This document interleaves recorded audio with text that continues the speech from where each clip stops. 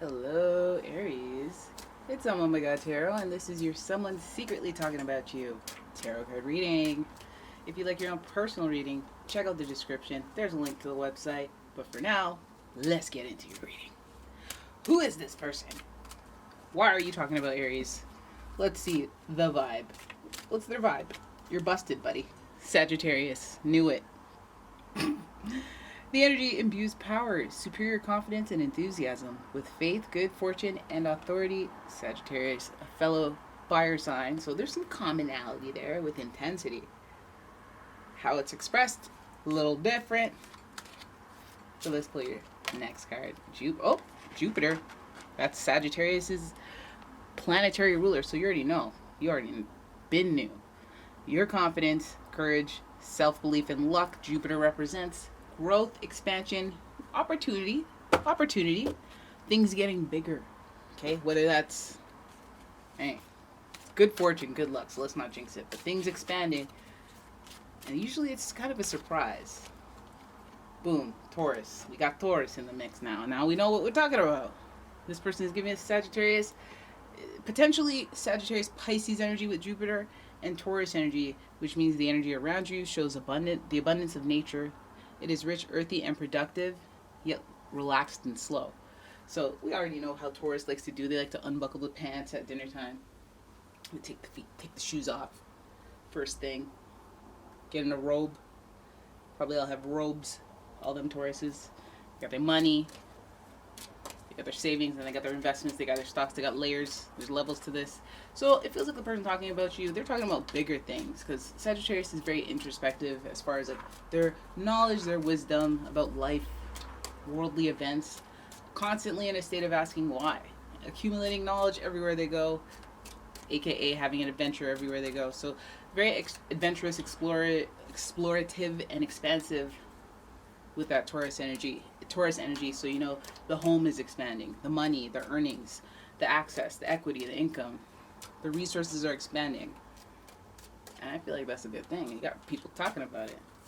Okay, so celebration. It's a celebration. So if somebody's not surprising you with a party, there definitely is one where people are celebrating in your community, in your friend group. This is somebody you care about, a group of people you care about, within a group of people you care about. But this is the jump off point, the celebration, the commonality, the union to celebrate something of achievement or just a connection, celebrating the connections, the friendship, the relationship. It's about appreciation for people that you are communal with. So this person, okay, so maybe they were talking about you at a celebration. You're talking about you in a group hangout, talking about you while it was somebody's birthday, somebody's party, but a celebration occurred, fruitful, rejoicing, and it might even be a victorious celebration. Like, you had a win, a promotion, you bought a new house, you bought, something that is celebratory, and the people connected to you emotionally are talking about it. And that's okay, that's good. Normally, that's good. All right. Ooh. 8 of Swords in reverse. Now, you better watch yourself now. Because we feel self-limitation and blocks, so that I just feel like those people around you that celebrate you possibly may be somewhat of a hindrance in other areas. Whenever you post, you think about them and what they're going to think, what they're going to say. And it's somewhat of an inhibiting value, and it causes self-limiting beliefs. There's this thing I want to try. I want to be adventurous, explorative, like that Sagittarius energy within me. I want to find nice things. I want to adventure, journey out, onwards. Okay, but there's this feeling of blockness. I can't do that. I won't be able to explain that. They won't get it. I feel stuck. I feel like their expectations versus my expectations versus maybe one friend group's expectations, my family's expectations. Ooh, the victory. Oh, some of you guys have a win, yo. Some of you guys have a really great win, and you're going to have some hard times. You're going to have a win and then have hard times. This is like more money, more problems kind of thing. Like something will come upon you, whether it's an opportunity, whether it's money, things, valuables, inheritance, whether it's just a random lottery win or anything, something expensive regarding the second house, money, finer things. Maybe you got some clothes that you're like, all right, it's time to clear the closet, having a fundraiser. Everybody auction. Something where you have a lot, so much room, and it's victorious that now it's sending you on a different path, or it's sending you on a different type of mindset, because now you got to deal with the people around you who are talking about it, and what is to be kept quiet, and what is to just, you can't tell them that part, can't mention that part. Okay, but everybody is noticing the victorious energy within you. Everybody's celebrating. It seems like the theme here is celebration, expansion, growth, fortune. That's good. You know what I feel like now that this Four of Swords is here, and that Eight of Swords, it really goes to show that when you're winning, there's always going to be somebody who's going to be like, well, you could have shared it. Oh, well, you could have done more. Oh, well, you should have added me. Or well, you should have. And I feel like these swords cards are just sprinkled in there to let you know that there are going to be limitations, blocks mentally, things that are like new problems that you have to deal with, or just setbacks, whilst the flow of positive energy come in, the expansiveness come in. So it'll look something like, I got a new car. Okay, yay, hooray, you got a new car. Oh crap, you gotta get it painted. Wait, this car needs a special type of wheel? Wait, special type of rotators. What? How much does that cost? And then a stalking fee or whatever the heck. What? All this. Yeah, this is standard. Oh, I didn't know all that. I just wanted a car. I didn't know I had to get all this. What's this insurance? How much? Oh my god. It feels like the person who's telling you, okay, you have the insurance. Okay, you have to do this. Okay, but don't forget that. Okay, but you don't have to, like the person, yeah, fine, you're keeping it real and it's whatever, but I just wasn't anticipating it. It makes me feel kind of stuck. It makes me stop. Four of Swords is supposed to be reflecting on the hard times, or reflecting of a battle that you've gone through that you succeeded at, but you have a little bit of survivor's guilt. And maybe it's kind of like a situation where you have a group of people and you're all celebrating each other, but one person wants to do the same thing. Maybe your your success and your victory really sets this person off on a, like, I feel good for you, but it highlights what I haven't achieved within myself. And then feeling guilty about moving forward without those people that are supposed to be beside you, for an opportunity on your own. Maybe some of that.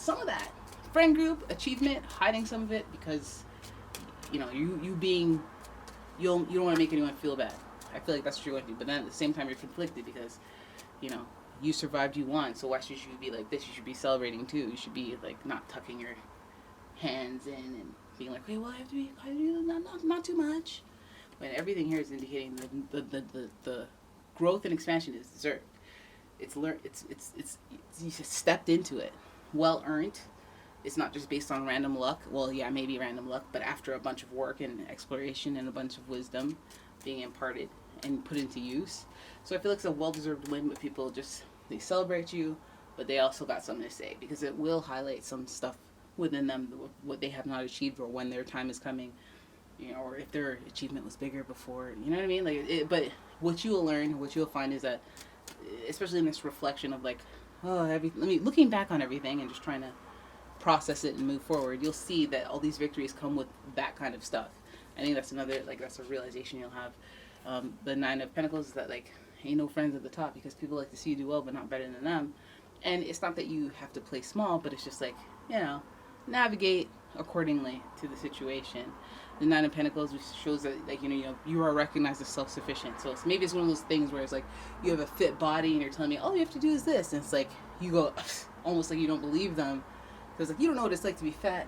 You don't know what it's like to be binge eating and wanting more even though you're full. But really, they have the ideal opposite process of you because their proof is in the pudding, so you should trust them more. But it makes you trust them less because they can't relate the core thing. And I feel like these people, they see you as somebody who's independent, on top of your finances, makes good decisions financially and at home, practical decisions, long game playing. And then they look at you and they go, oh yeah, but she's always like that, or he's always like that. Like work didn't have anything to do with it, like perseverance didn't have anything to do with it. So you might have people, again, even the people that support you the most, having little slick comments or maybe saying something that they just demonstrates that they don't understand what it takes to be where you're at. A lacking of emotional intelligence, a bruising of the ego. We have the Strength card here. It's associated with Leo, which I give those like egotistical traits when it's downwards or reversed. More like, self-sufficient ego. There's stuff to be jealous of there, but also I think they may, on the flip side, be like, oh, you're the responsible one, let's give you more responsibilities. You're emotionally intelligent, let's leave it to you. There's a win with, oh yeah, I'm the most responsible, but then, then you get the swords of it all and you get more responsibility. Or you go, okay, well, it's good that I won. But then it's like, wait, hold up. Win what? What does this come with? Wait, this is a bill? I gotta pay for this? to get that. There's like, it almost feels like your victories are good and celebrated by others, but people want to see where they can get in and benefit. And if they don't benefit, then they may see that your successes are just all selfish instead of just you're self-sufficient. And it might just be demonstrating when you have a victory or a win, or even if you're just perceived as winning, that somebody might be like, okay, well, where's my piece of the pie? And it might have you seeing things completely differently. Like, the blindfolders were on, what their intentions were, or who is real and who is just trying to see how they can benefit. But the information is expansive. We see the Fool at the end of the reading. It's a major arcana card, major theme. It's about taking a leap of faith. Also note that this Fool is on his own. Has a dog, but like, for the most part, you're walking off a ledge here, hoping for the best. And maybe some of you guys are approaching that. I don't have any tangible proofs that you're jealous of me. I don't have any whatever. So, like, yeah, forget it. We'll just be friends. It's cool.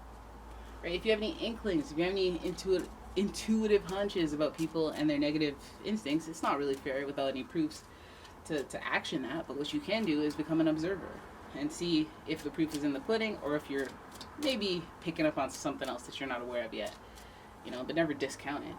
Now, the Fool is also associated with Uranus because Aquarius is Aquarius' ruler, and that is an element of surprise. So, surprise, you might have to take a leap of faith and dip, go off on your own, keep your things private. Either way, there's a lesson.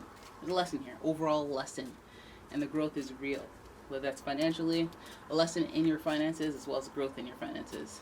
Okay, who to talk to, who not to, how to approach things properly without, the glitz and glamour of the celebration of it all. How to get level-headed and practical, ground yourself, and think about things that are important and what you've been through versus where you are and where you're going.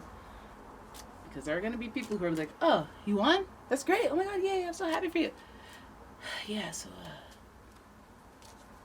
I've been in debt for a couple years now, and the walls are closing in, and we're friends, right? Like, if it were me, I would, all that. Anyways, there it is. That's your reading. I hope you guys enjoyed it.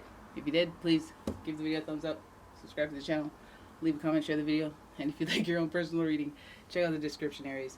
There's a link check out the link in the description, I should say, Aries. And yeah, check out my Etsy shop. Why not? While you're clicking.